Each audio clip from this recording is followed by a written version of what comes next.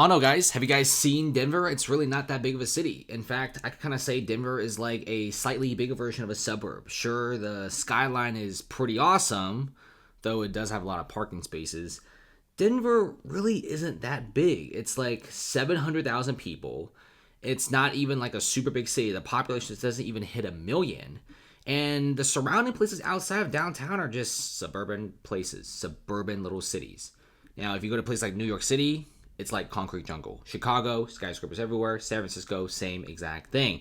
But Denver, little Denver here with 700,000 people takes in almost 50,000 people. They pretty much collapse themselves. 800 migrant families are now being booted from Denver shelters because the city just doesn't have any more room for the new migrants coming in. So the old migrants get booted off and they are pretty much forced to live on the streets.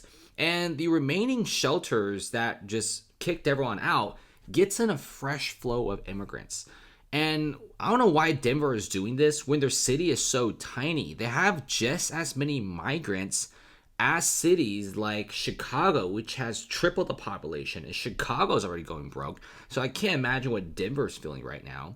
Chicago has about like 38 to 42,000 migrants.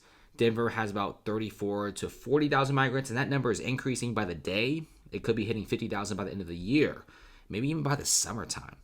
Overcrowded shelters, overran hospitals.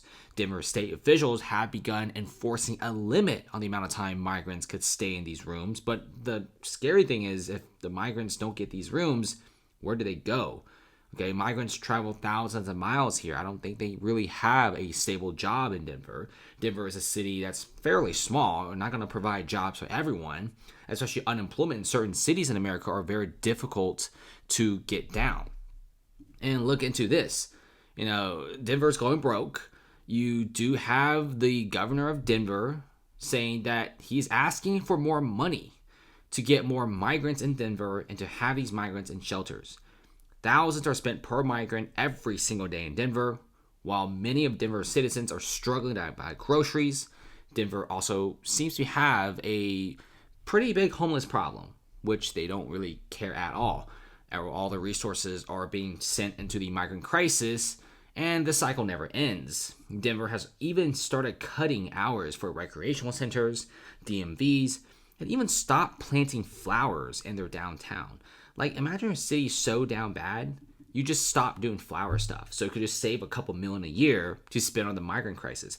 Everyone's pretty mad. People are saying that Denver shouldn't have ever done this. They should have just took in a fixed number of people, maybe under 1,000 or under 2,000 or 3,000, and that's it. Look at here. Denver's hospitals are at risk of collapse because of the migrant crisis, with one health system providing $17 whopping million of unpaid care in just 3 months.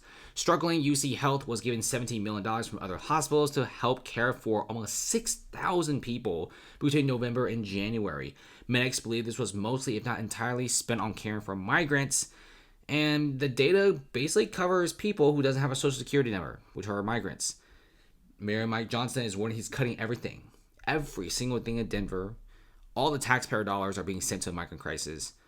People are so mad right now. Why is Denver doing this? It's not even that big of a city. It's not even their problem. And like I said, if they just took in 1,000 or 2,000 people, I wouldn't really think it's that bad. And now Denver's like, hey, Lakewood, don't you want to take in some of the migrants too? Lakewood residents are now furious. They don't want this. They don't want to take part of this. This is literally just a small suburban town with not even to have a population. If you're asking Lakewood to take in like 5,000 to 8,000 migrants, yeah, their whole entire system is about to collapse. Look at all these different hospitals.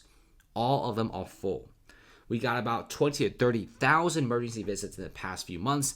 Denver's own residents are now being turned away at many hospitals because it's so packed all the time. And when you have so much money of just unpaid care, where is Denver getting all this cash? Because the longer they do this, the more likely many of its wealthy citizens are probably just going to leave.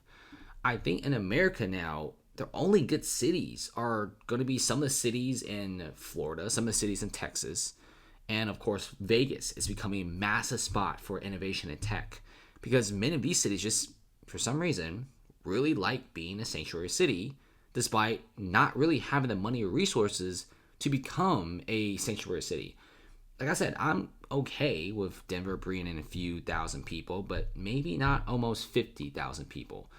And check this out, Denver has marshaled resources for migrants, but after Congress rejected a deal aimed at slowing the flow of new arrivals, the support system is buckling. I think the mayor right now doesn't exactly know what to do. He kind of feels a pressure and heat. This, especially many of the local citizens that have voted for this guy, are now regretting their decision. We're actually seeing many cities like Chicago, and instead of being fully Democrat, you have many of them slowly turning Republican. People are saying that places like Illinois and Chicago, places like California, several cities are now starting to become more purplish, a little more Republican. People feel like there's no end to this. Tax dollars are running dry. Denver, hey man, if you're cutting hours from Parks, Rec, and the DMV and several other sectors, that's pretty bad. Thanks so much, guys. Comment below, and see you later.